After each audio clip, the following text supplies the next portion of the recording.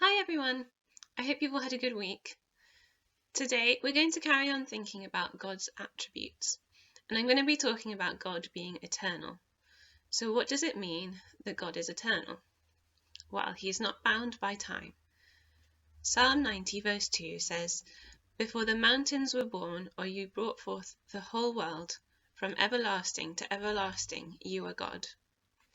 Since before time began, He's always been there, and He always will be. He never turns up late. He never has to catch up. He's never in a hurry. Nothing catches him by surprise. It's so hard for us to get our heads around this. Everything we know is bound by time. Just think what it would be like if we didn't have time. The world would be pretty chaotic. When I think about time, I often think of it like a timeline where you can pinpoint different events, or maybe look ahead to some kind of murky haze. But God is outside of that. He knows it all. It can be easy for us to worry about the things that are going to happen in the future. We plan as much as we can. Maybe you have a 5-year or a 10-year goal. By this age you want to graduate, by this age get a job, buy a house, get married, whatever it might be. This isn't a bad thing necessarily, but we can never know for sure what will happen. What better proof for that than this past year we've all had? We can all find it scary, not knowing what's to come. Maybe you keep thinking about the things that you've done in the past that you regret, or that other people did that still make you angry. We long for these things to be fixed, and it's frustrating when things don't work out the way that we think they should.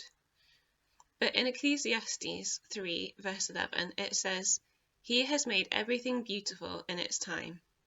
He has also put eternity in the human heart, yet no one can fathom what God has done from the beginning to end."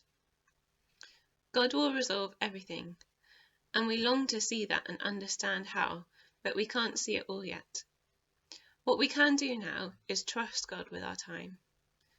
In Revelation 1 verse 8, God says, "I am the Alpha and Omega, who is and who was and who is to come, the Almighty." He is eternally the Almighty One. We can let go of the mistakes which weigh us down. We can plan for the future without anxiety. We can trust Him with our time. We also need to remember that this life isn't forever. Jesus has saved us for the eternity that we were made for. Because we're bound by time, there is a beginning and there is an end, but Jesus brings us hope. He came into our time-bound world to bring us into eternity with Him. For God so loved the world that He gave His one and only Son, that whoever believes in Him shall not perish but have eternal life.